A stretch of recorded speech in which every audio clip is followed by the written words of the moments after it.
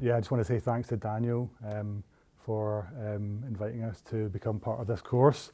You guys are really lucky. I mean, what an amazing proposition for the year. I would have loved to have been on a master's course when I graduated doing this. Yeah, to kick off, we're going to talk a little bit about the direction of our studio. It kind of emerged from an interest in like culture, people, emerging technologies. I've worked remotely for years before this. I ran a studio on my own called Studio Remote.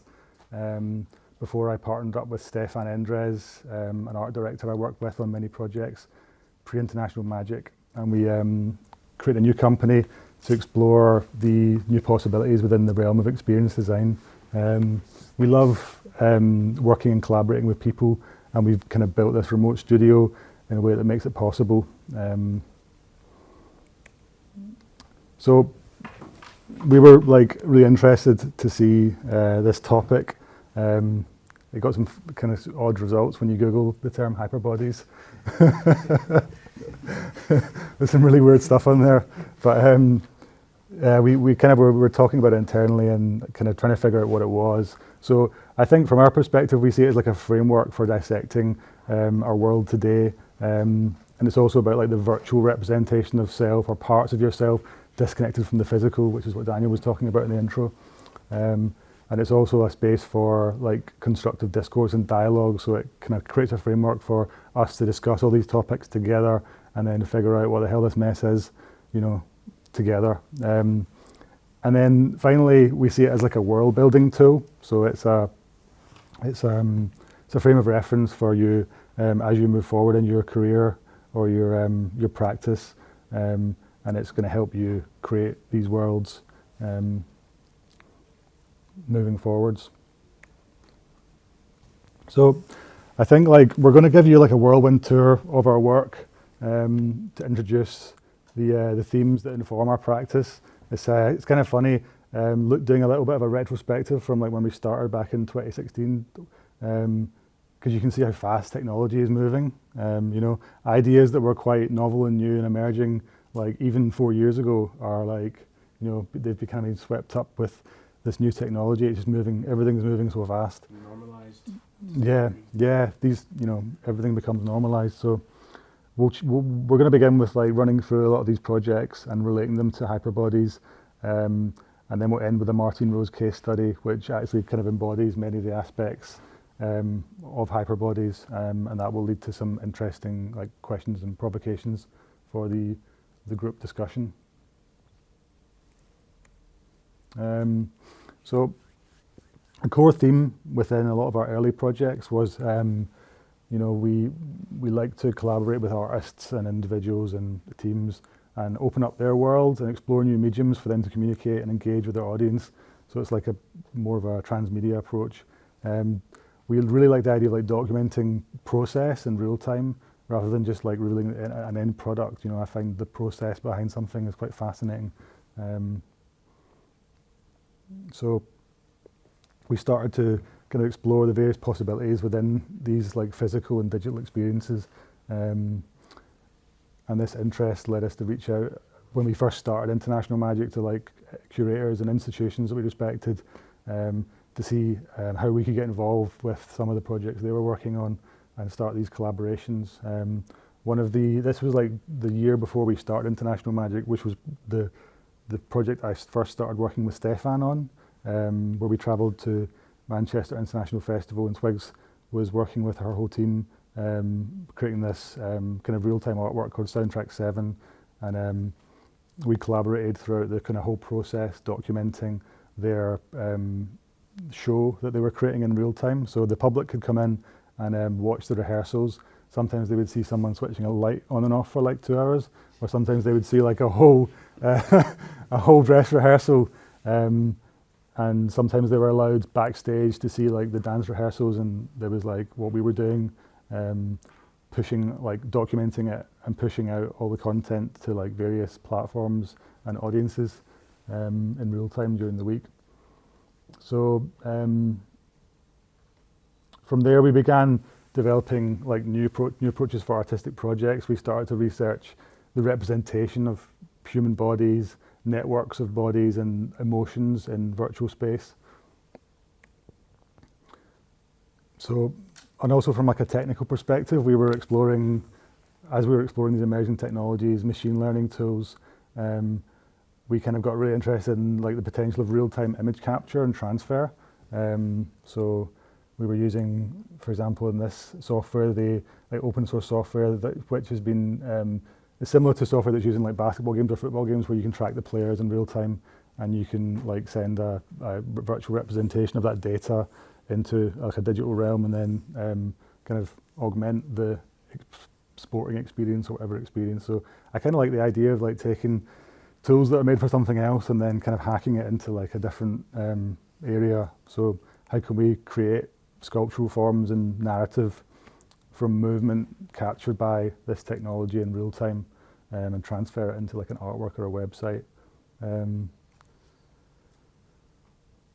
I think our aim was to also find like new ways to augment these physical experiences, which were taking place in galleries, for example, or parks, with like digital tools which people can use in real time, which like help tell stories and kind of widen the audience using the capabilities of the internet. Yeah, and I think around about this time, this is when we got quite into like hacking open source technology and kind of using it for other purposes and then remaking our own tools, etc. So in I think this was like mid 2018 or early 2018. We were kind of starting to like continue our experiments with like machine learning tools. We began training like models. This was quite early on in the process, with like a large number of fashion portraits, so we could dream this like kind of latent space, like visualizations between real images. This technology was kind of in its infancy at the time, so it required like a huge amount of computing power, and the process for like working with the machine was quite frustrating. It was like rewarding at the end because you kind of feel like you're helping the machine make decisions by itself by feeding it certain images and so on and so forth. It's an opportunity to embrace the unknown, though, I think, which kind of pushes the boundaries of what's possible. That can be really exciting sometimes. Mm-hmm. Yeah, finding these glimpses of like beauty or like these ghosts in the machine that can create an emotional response. Finding kind of new moments inside this virtual latent space to inspire like new thoughts, new ideas, new aesthetics. Embracing like this invisible collaborative partner was like quite a novel experience for us at the time as creators. Obviously, like nowadays you have like emerging tools like Stable Diffusion, Midjourney, DALL-E, all that, taking these ideas to the next level and making the tools and technology accessible for everyone to use on their phone, or like use the API to create their own apps, etc. What's interesting is like the question of ownership that's come to the foreground as these new tools trained on these like vast invisible data sets of existing images. Essentially our collective history is being remixed in real time, resulting in this slime of content. This topic's like explored in this amazing O32C article called The Big Flat Now, which is still available online, I think. So with that said, individual artistic aesthetic identity is now in question because the lines between like muse, source, inspiration, research are all melting together. Matt Dryhurst and Holly Herndon, they recently released this their first AI tool called HaveIBeenTrained.com, which is super interesting because artists can like check the data set from all these like tools that are training models on like billions of images, and they can search through them and they can essentially ask to exclude their work from training if they want, you know.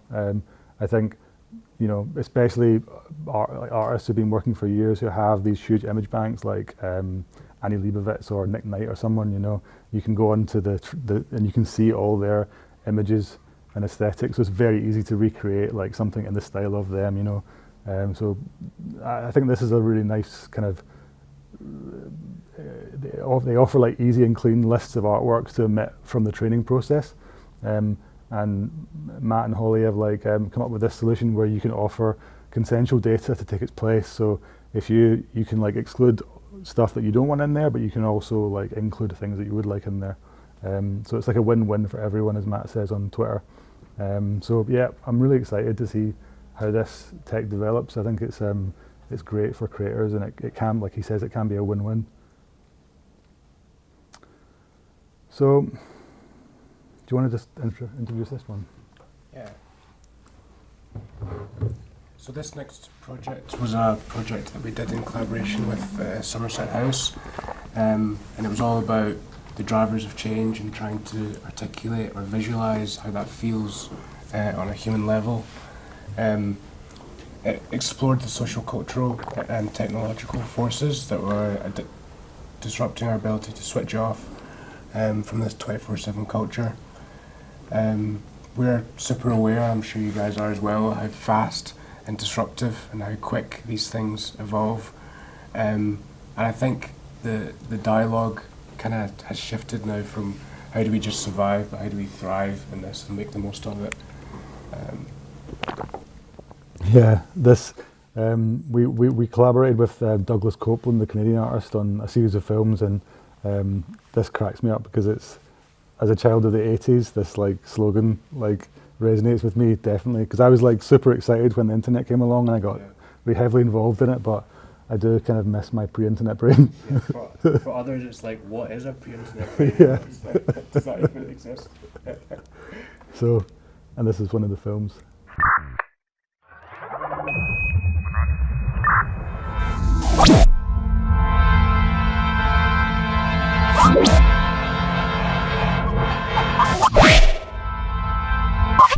I miss my pre-internet brain.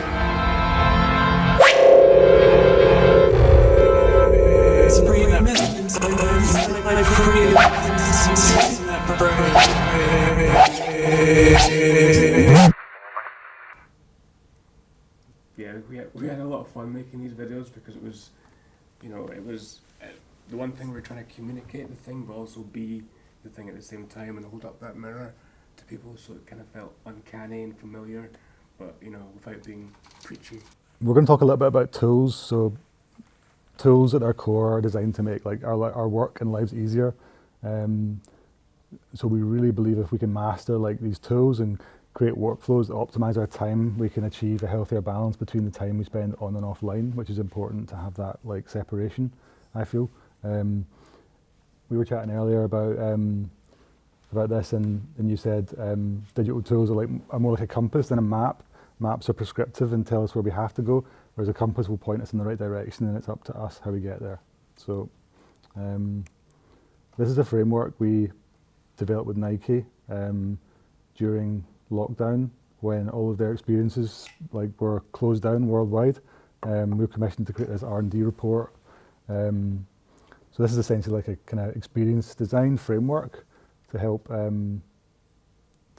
their internal teams understand what was happening. It was designed to reimagine how experiences are created and shared across multiple touch points. And it helps us to consider things like open access, economic limitations, human behavior, technology, accessibility. That's just to name a few. Basically essential design principles and pillars for design that kind of have to be met when you're considering these large experiences, these transmedia experiences.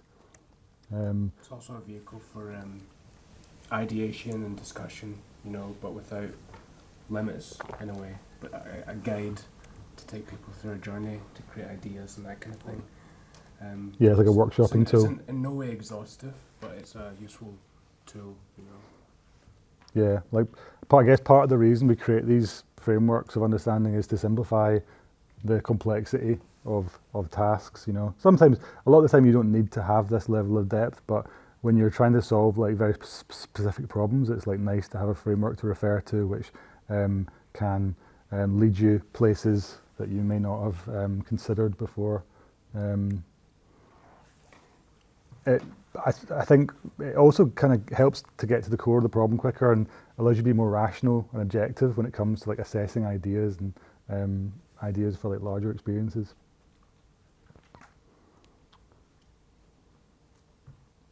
So yeah,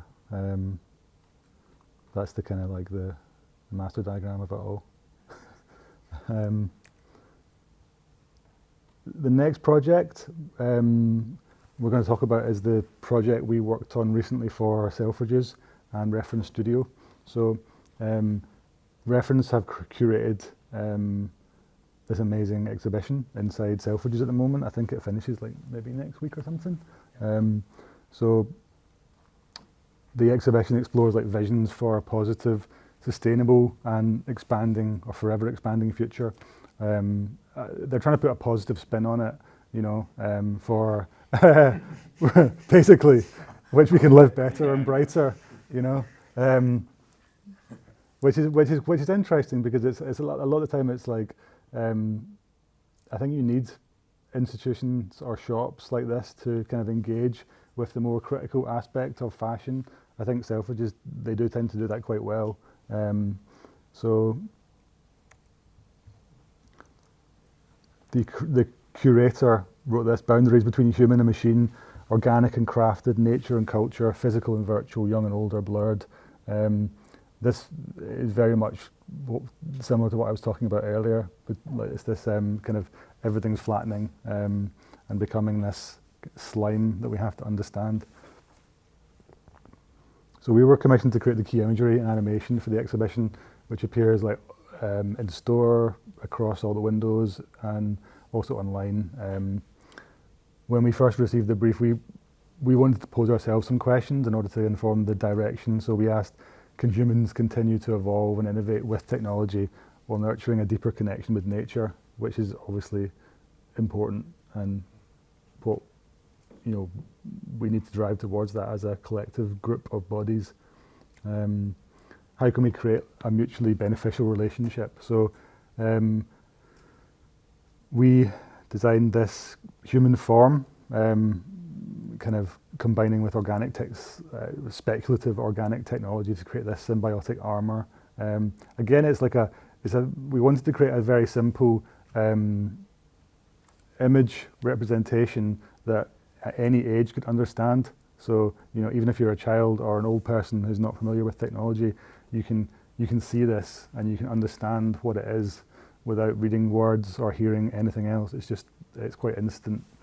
So we wanted to create this kind of sculptural, organic, futuristic kind of ecosystem entangling this human host. Yeah, I think the aim was to like let people of all ages like allow themselves to imagine a future, you know, give them space to kind of dream and imagine their own future. So the last project I'm going to show you is just is the project we've been working on recently with Maison Margiela. So we've been collaborating with Nick Knight and John Galliano for over a year now to create this digital ecosystem for Maison Margiela, encompassing their shows, lookbooks, e-com, blockchain, and also social at a later date. So this was like understanding the history and archive to create this fresh articulation of what Maison Margiela looks and feels like from now and beyond. There's a little short video actually.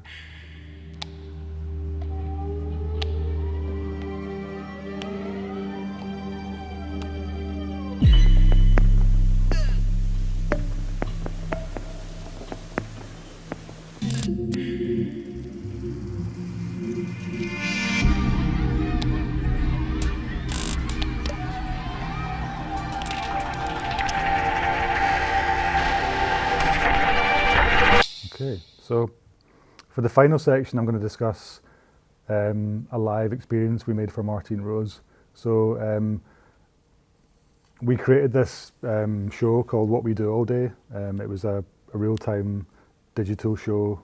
The intent was to create, at the time, this was created during lockdown, so we wanted to create like a portrait of the present, constructed in like a shared virtual space that people could visit.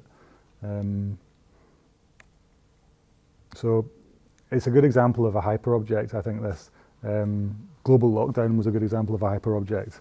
The definition is like a real event or phenomenon so vast that it's beyond human comprehension.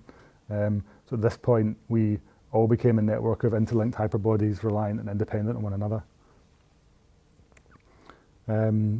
We got chatting to Martine remotely through a mutual friend, and we started chatting immediately. We just kind of connected, and with her and her partner, stylist Tamara Rothstein. We started discussing sustainability, like, you know, what's the future of shows? Is it sustainable to ship like hundreds of people in clothes around the world 3 times a year, you know? So we were kind of discussing this on and off. Yeah, pre-pandemic. Yeah, this was pre-pandemic, yeah. And then we kind of continued discussions as everything went into lockdown, and started to develop this kind of strong concept for a show, for a digital show, which was going to take place like later in the year. It was actually a great time because from a working perspective, because we had so much space to explore and research. As you guys are probably all aware, you know, everyone's stuck at home, and we were just on calls all day, like discussing where this could go. You know, we were exploring quite heavily this feeling of isolation that everyone was feeling at the time. And we wanted to create an experience that began in isolation and then slowly moved towards this moment of togetherness. And we actually wanted to make it real time, to create this real time experience for everyone who was isolated in their own places. So we began casting locations and people with their regular casting agent, Isabel Bush, who's amazing. She's absolutely amazing at finding people, interesting people online. So we want to create this tour of like private worlds from you know, as far away as Tokyo, Moscow, Nairobi, Ramallah, London, LA. That was the kind of dream at the time. So yeah, so we were exploring this key theme of isolation to togetherness, and we wanted to celebrate the kind of beautifully mundane, you know, because at the time everyone is just stuck at home. The places where we work, eat lunch, exercise, get dressed, and fall in love rebuilt themselves inside our homes.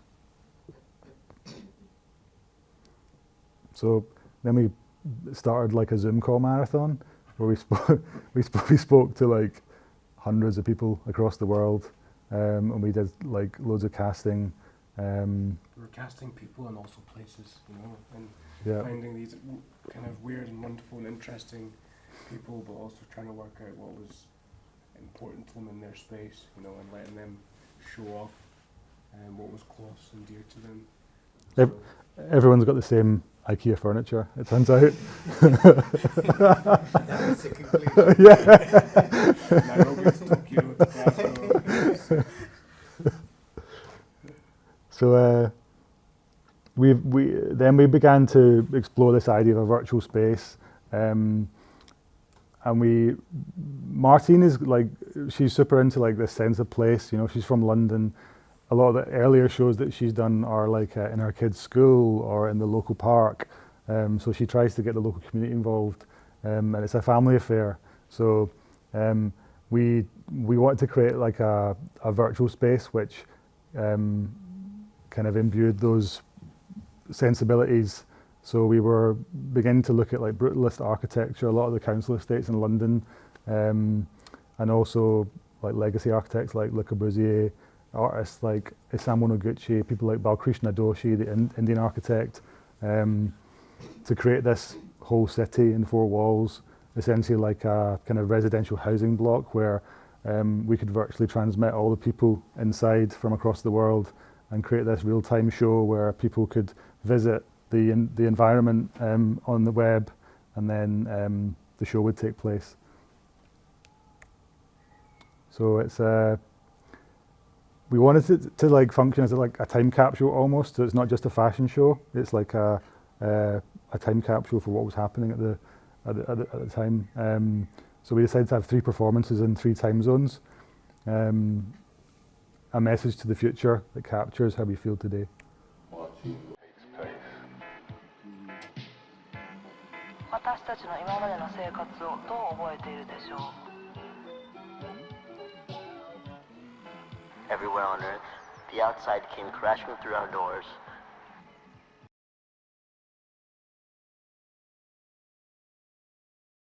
Funny enough, International Magic and I, we met back in sort of February through mutual friends, and already we were talking about what the future of shows were. Little did we know that the more we explored it, the more relevant it would become later down the line. We still wanted that sense of a show, because obviously it was a discussion whether something lives on forever, you know, and you have this sort of digital imprint that people can just go back and visit. But I felt like I still wanted the experience of a show, so a time to show up.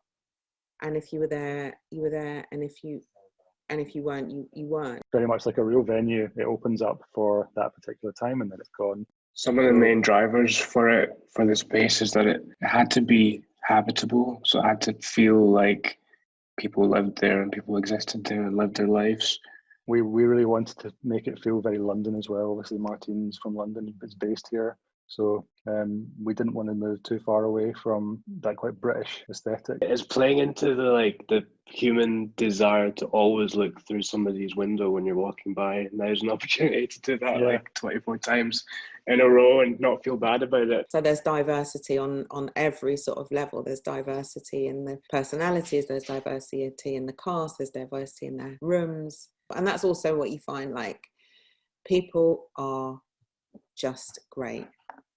And that's what I want people to come away with it feeling like people are amazing. They like, for no reason, they're just great.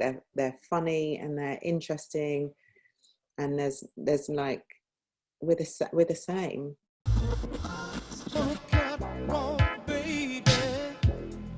Can't you see my hands are tied to make a stupid move could mean suicide.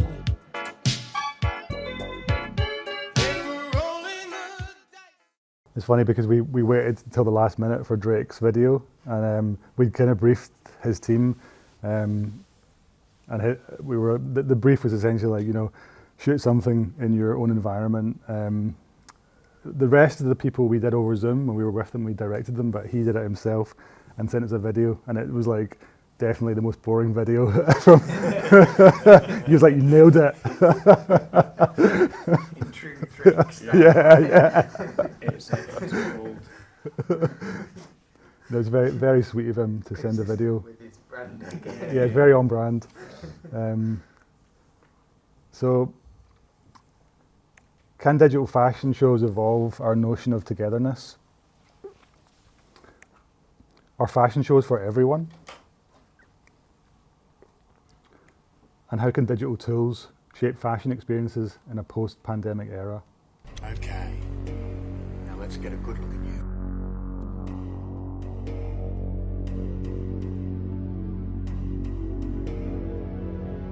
Hold it. Run that back. Wait a minute. Go right.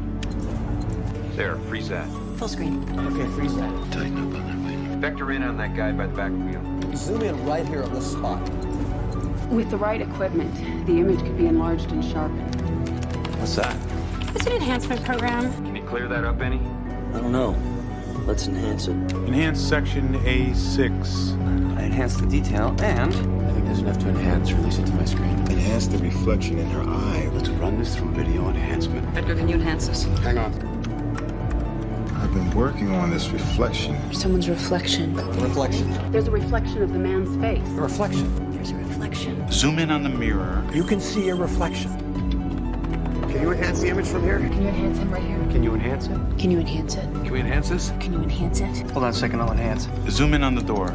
Times tap. Zoom. Move in. More. Wait, stop. Stop. Pause it. Rotate us 75 degrees around the vertical, please. Stop. And go back to the part about the door again.